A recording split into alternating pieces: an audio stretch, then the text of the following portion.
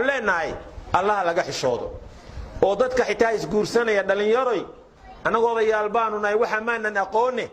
war dhalinyaradiina isguursanaysaay waxa facebookida dhigaysaan alla ka xishoodo iska daay oo qaawanaanshahan gabdhahan iyo wargan qaaqaawan la dhigayo iska daay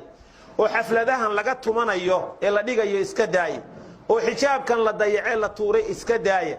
oo gabadha waxa u sheegto oo hooyadu inanta waxa u sheegto oo gabdhuhu hays wacyi geliyeen oo hays waaniyeen oo waxay isu sheegeen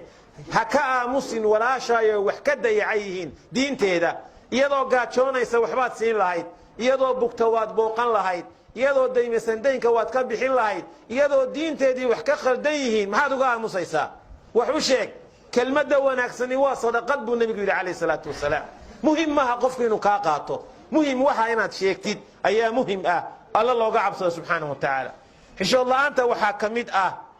qaybaha aynu sheegnay iyo dumarka isqaawintooda xishood la'aanta waxaa ka mid ah dharka oo la gaagaabsado kaba taakooyin dhaadheer ba hadda la qaataa kabaha taakooyinka dhaadheer dumarkii reer bani israa'iil baa qaadan jiray dumarkii reer bani israa'iil baa isticmaali jiray cudurna way leeyihiin hooyooyinka waraysta gabdhahoo dhan makaandheeli baa ku dhacaya dhulkeennan dhul maaha ciid iyo waxaa loo dhul adduunka la habeeye gaalada waxaa qaadata kabahaas qoobka dheer gabadhu iyadan ku soo gaarin baa qubqaacdeeda ku soo baxaysa waxaa la rabaa marka kabaha taakada dheeri caafimaad xumaa ku jirta keliya xanuun baa laga qaadaa makaandheeli baa laga qaadaa oo gabadhu waxa weeye makaankaa wareegaya ille waa kabo markuu qofku ku soconayo aan wanaagsanayno sidaa marka ay kabtu kuula wareegto khatar baa gabadhu makaankeeda gelaya oo keliyaheeda khatar gelaya oo maxaan ku idhaahdaa socodkii qofkuu kharibaya qof kaba taakale gashan oo saasa socodkiisii oo dhan baa bedelaya waana sida ay ugu talagaleen qoladii samaysay waa dhaweed aad bay dadku u wanaagsanaayeenoo gabdhihii iyo wiilashaba kaba isboortisa ama buuraa la qaatay iminka waxaa la soo qaatay kaba taakooyin leh mushkilada dhaqaale ay leeyihiin kabaha taakada lihi ma wax joogayaad mooda markii waa go'ayaan haddana lacag badanna waa lagaa siinaya wixii markiina waa go'ayaan caafimaad darana waa ku jirtaa dhan walba marka waa u dhibaato hablaha ha ka wacyigeliyeen hooyooyinka taranta xitaa inay wax yeelayaan ha loo sheego qurux iyo xarago ma aha ha loo sheego waxyaabaha xishood darada keenaya waxaa ka mid ah afxumada iyo hadalka xun ee lagu kaftamayo rasuulku muxuu yidhi dumarkii markuu la hadlayey waxaan arkay inaad naarta ugu badan tihiin maxaanu ku mudannay afxumadaa idinku badan waxyaabaha dadka ku badan waxaa ka mid ah nacdasha nacalad un dad afkoodu ka degayso oo caruurtii iyo dhallinyaradii iyo dadkii ku nacdaltamayaan waad yaabaysa saaka meelkanoo aan fadhiyey goor duhurkii ka horraysay ba ilaa 5 gabdhood oo yar bay soo mareen 5 gabdhoodii wasnacdalayaan waxaan isleeyahay waa waxaan sheekadooda kamid ay noqotay baashu sheekadooda kamid ah rasuulkuna wuxuu yiri inna kunna tukthirna al-la'na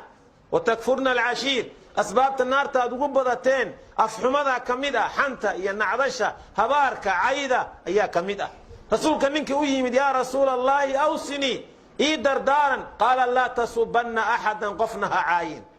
qof qurha caayin maalinta laga bilaabo dad iyo duunyo dib uma caayin buu ninkaas afxumada in la iska ilaaliyo darada kamid ah hadalada xunxun la adeegsaday casriga laga dhigayo xishood darada kamid tahay waxyaabaha keenaya qofku inuu xishood darro ku dhaco koow waxaa kamid ah heesaha iyo muusiga dhageysigooda kamid ah filimaanta daawashadooda kamid ah ruwaayadaha daawashadooda kamid ah anshaxumada meeshaas laga bartaa oo gabadhii markay daawato mid kale halkan soo taagan iyo nin kale riwaayad wada metelaya oo majaajilo wada metelaya oo saaxiib metelaya oo daris metelaya iyaduna wixii bay oranaysaa waa wacanay bal ku eeg riwaayadaha iyo filimaanta iyo muusiga iyo heesaha iyo majaajilooyinka moobeelada laga daawanayo waxyaabaha anshaxumada keenay kamid tahay qofku inuu iska daayo la rabo waxyaabaha anshaxumada keena waxaa kamid ah dambiga iyo macaasida ku dhicitaankeeda kamid ah waxyaabaha qofka ugu kaalmaynaya inuu xishoodka helo ama xishooda koow waxaa kamid ah amarka ilaahay oo raaco iyo amarka rasuulka calayhi salaatu wasalaam waxaa kamid ah waxyaabaha qofka xishoodka ugu kaalmaynaya indhihiisa oo qofka uu ka laabayo dhegihiisa ilaahay wuxuu ka xarimay subxaanahu wa tacaala waxaa ka mid ah inaad macaasida iyo xumaanta ka sabirto ayaa ka mid ah. carruurtoo xishoodka lagu tarbiyeeyaa ka mid ah. dadka wan wanaagsanee xishoodka ehelka u ah oo lagu xidhnaadoo lala saaxiibaa ka mid ah. laba tusaale aan ku gebagabayno. caaisha radiallahu canha ayaa waxay tidhi kuntu adkhulu bayti alladii dufina fiihi rasuulu llah. bal u fiirso, aqalkaygii rasuulka lagu aasay gudihiisa waan soo geli jiray markaan dibadda ka imaado. xijaabkayga weynay saraan iska dhigan jiray ilaa meesha rasuulkii oo zawjkayga ah unbaa ku aasane. maalintii dambaa waxaa dhintay aabbahayna waa lagu soo aasay. waxaan odhan jiray innamaa huwa zawjii wa abi, cidda meesha ku aasani waa aabbahay iyo ninkaygii. maalintii dambe baa cumar dhintayoo waa lagu soo aasay. cumar sidii loogu soo aasay xijaabkayga marna iskama bixin bay tiri. hadda ma noola, qabri buu ku jiraa. u fiirsa cumar, dadkay ka hadlayso maha dad nool nool. maalintii cumar maydkiisa gurigayga la soo geliyey ayaa iigu dambaysay xijaabkayga anoon xidhnayno gurigayga aan soo dhex galo. faatima bintu rasuulillaah ayaa sakaraaday markay dhimanaysay. waxaa soo booqatay asmaa bintu cumays baa u timo soo booqatay. iska waran see tahay? waa cuslahay bay tidhi. waxaan u malaynayaa wakhtigu inuu iska dhow yahay. markaa rasuulku 5 bilood iyo habeenuu mootan yahay. faatima ay xanuunsanaysoo jiifto. markaasay waxay aragtay asmaa bintu cumays faadimo oo baxday oo maqan oo meel ka fekeraysa. maxaa kugu dhacay oo la fekeraysaa? waxay tidhi waxaan ka fekerayaa xanuunkan haddaan u dhinto oo maydkaygiiyo janaasadaydii la qaado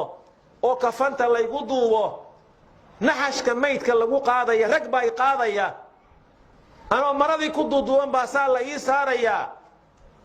mana nooli oo dhaqdhaqaaqi kari maayo. raggii baa arkaya maradaydiiyo kafantii ku duuban baa jidhkaygu muuqanaya. bidhaanta